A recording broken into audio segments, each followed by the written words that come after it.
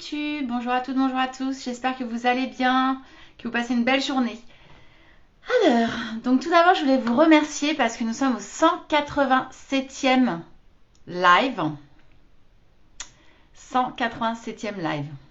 Donc ça y est en fait, on dépasse la moitié, j'ai fait la moitié en fait de l'année, c'est incroyable, ça passe vraiment très très vite. Je me rends compte que j'ai pas vu le temps passer, donc voilà, et donc je vous remercie pour tous ceux, pour toutes celles qui me suivent en fait depuis le début, pour ceux qui ont pris en cours de route, ceux qui vont nous rejoindre que maintenant, bah merci pour tout, merci du fond du cœur, merci pour vos retours. Donc voilà, et ben on entame la prochaine étape, la prochaine moitié jusqu'au 15 août. Alors, live du jour. Je vous avais dit que je vous parlerai plus de mindset, plus d'organisation, de planification, de priorité, d'imprévu, tout ça. Plus de confiance en soi, d'estime de soi. Et j'ai eu un des premiers commentaires, c'est Elise qui m'a demandé du mindset. Du mindset. Alors, bah, je vais y répondre. Donc dans ce live, aujourd'hui, je voulais vous partager quelque chose. Je voulais vous partager un petit peu comment je travaille mon mindset. Comment je travaille mon mental. Quand vous avez un objectif que vous avez envie d'atteindre, quand vous avez un objectif un petit peu challengeant, un peu audacieux, vous pouvez parfois aussi avoir des doutes. Vous voulez vous préparer du mieux possible pour vous donner en tout cas les meilleures chances d'atteindre cet objectif. Je vous dis donner les meilleures chances parce que parfois l'objectif ne dépend pas entièrement de nous. Et on ne peut avoir de prise que sur ce qui dépend intégralement de nous. Et il y a des objectifs qui ne dépendent pas de nous. Donc je vais vous donner un exemple, je vais faire un parallèle avec ce que j'aime bien, le tennis. Tout à l'heure, j'ai un match. Hier, j'ai déjà fait un match et là, c'est mon deuxième match et je joue contre une personne, une adversaire que pour l'instant, j'ai jamais réussi à gagner. Très, très, très, très forte. Mais j'ai envie de me préparer pour, en tout cas, dans les meilleures conditions. Le match, je peux faire tout ce que j'ai envie pour le préparer. Le fait de le gagner ou pas ne dépend pas que de moi. Ça dépend aussi de mon adversaire, ça dépend aussi du jeu de mon adversaire, de son état d'esprit, de son mental, de son attitude sur le court, etc. Mais pour autant, je vais me préparer du mieux que je peux. Parce que j'ai envie de passer un bon moment et j'ai envie de me donner toutes les chances de remporter ce match. Donc, comment on fait ? Et ça, c'est applicable pour n'importe quel objectif dans sa vie professionnelle, dans sa vie personnelle. Tout d'abord, ce qui est important, c'est de se remettre en condition. Donc, en fait, c'est une préparation. Vous vous mettez en condition et pour se mettre en condition de réussite et de confiance en soi, ce que je vous invite à faire, c'est de vous installer confortablement dans un endroit au calme, etc. Vous pouvez fermer les yeux ou pas. Et c'est de vous remémorer un premier moment où vous avez eu confiance en vous, où vous avez réussi un objectif, vous avez éprouvé une très grande satisfaction et vous vous laissez porter par ce souvenir en vous remémorant ce sentiment de confiance que vous avez en vous. Une fois que vous avez ce sentiment de confiance, vous le savourez, alors il va se passer des choses sur votre visage, vous allez pouvoir sourire, vous allez pouvoir avoir un visage vraiment de confiance, très challengeant, etc. Quand vous avez ce premier moment, vous allez aller chercher un deuxième moment encore plus fort, où l'objectif était plus challengeant. Vous avez atteint cet objectif. Qu'est-ce qui fait que vous y êtes arrivé ? Comment vous êtes préparé ?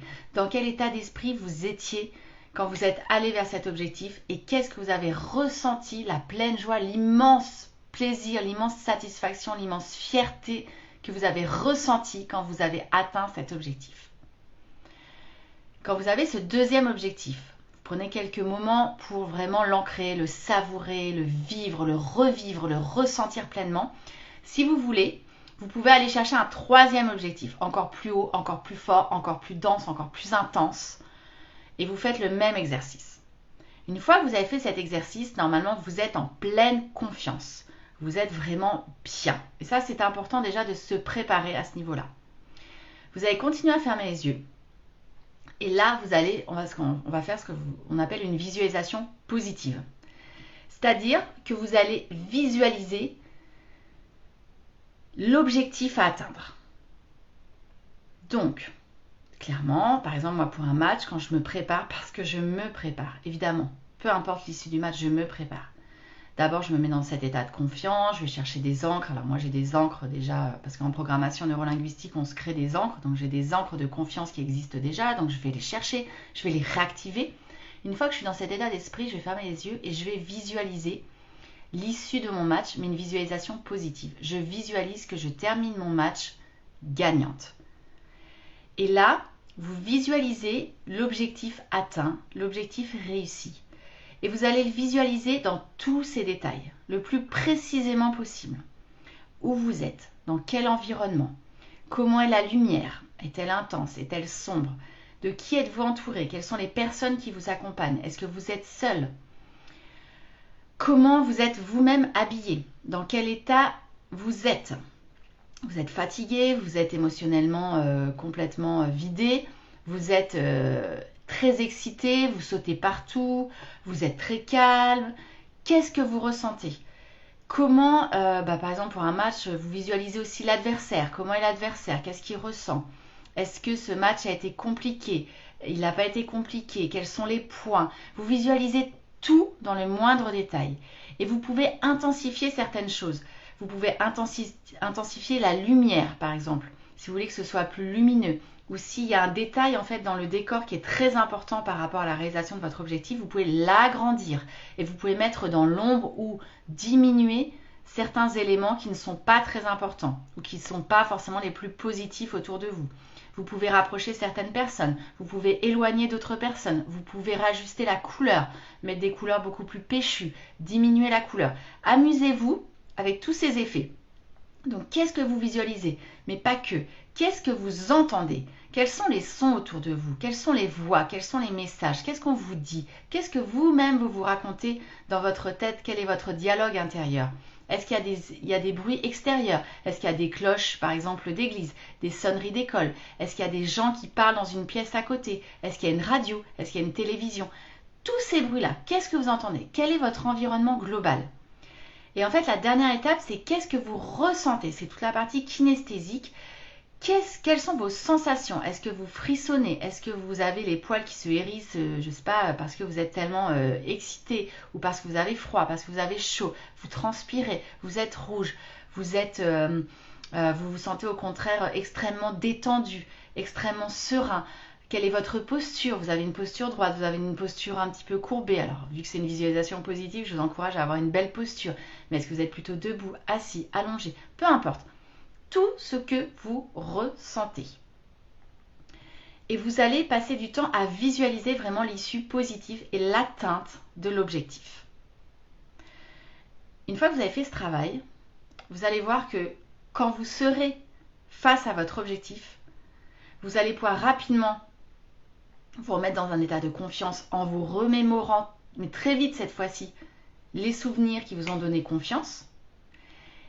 Et ensuite, vous allez tout de suite repenser à cette visualisation positive. Parce que la mémoire a enregistré. La mémoire ne va pas l'esprit ne fait pas de différence entre la réalité et ce que vous avez imaginé de la façon la plus précise possible. Donc ce que vous avez imaginé de la façon la plus précise possible, cette visualisation positive peut devenir votre réalité si vous la réactivez. Encore une fois, sous réserve que vous ayez entièrement le contrôle de votre objectif. Donc je ne vais pas vous dire que tout à l'heure, en visualisant positivement la fin de mon match, en le gagnant, je vais réellement le gagner. Je ne vais pas vous dire ça parce qu'encore une fois, cet objectif ne dépend pas que de moi. Par contre, je me donne toutes les conditions possibles, les meilleurs outils, les meilleures ressources pour réactiver ça pendant le match et pour me donner toutes les chances de pouvoir réussir, même face à un adversaire redoutable. Et ce qui compte finalement, c'est bien ça, puisque si j'arrive à faire ça, je serai satisfaite de moi, peu importe l'issue du match, encore une fois. Même si on n'y va pas pour perdre, on est d'accord sur le sujet. Mais peu importe l'issue, en tout cas, moi, j'aurais fait ma préparation, je me serais donné les meilleurs moyens. Et en plus, ça vous permet vraiment de vous mettre en confiance. Et je vous dis ça parce que hier, c'était laborieux. Et hier, je me rends compte, quand j'ai analysé mon match, je me suis rendu compte que j'avais pas fait ce travail de préparation, que je l'avais pas fait suffisamment, j'avais pas pris ce temps-là. Alors j'ai d'autres ancrages de préparation, mais j'avais pas fait ça, pas suffisamment. Et donc du coup, il m'a manqué ça pendant le match pour un moment me dire, hey, switch, retrouve de la confiance, etc. Quand j'étais un petit peu malmenée, que j'ai commencé à avoir des doutes. Alors j'ai réussi dans le super tie break à me remobiliser et à me recentrer, mais ça a été juste en fait au final. Donc voilà ce que j'avais envie de vous partager. C'est ce qu'on fait beaucoup en programmation neurolinguistique, mais pas que. Je vous encourage à tester vraiment cet ancrage et cette visualisation positive, à me faire un feedback en dessous de la vidéo ou en message privé. Moi, ça me fera très plaisir de vous lire et de pouvoir échanger avec vous sur le sujet. En tout cas, ça, c'est vraiment un exercice, j'ai envie de vous dire, du quotidien pour tous vos objectifs à réaliser. Et vous allez voir que vous allez sacrément développer votre confiance en vous et vos chances d'atteindre vos objectifs avec succès. Voilà ce que j'avais envie de vous partager pour aujourd'hui. Je le faisais ce live ce midi parce que ce soir mon match est à 18h, je vais finir tard et après j'ai quand même mon petit dîner en amoureux de la Saint-Valentin. Je vous souhaite d'ailleurs une très joyeuse Saint-Valentin, en couple ou pas, peu importe. Aimez-vous déjà vous-même, c'est ça le plus important. Et je vous dis à demain pour le prochain live. Ciao ciao.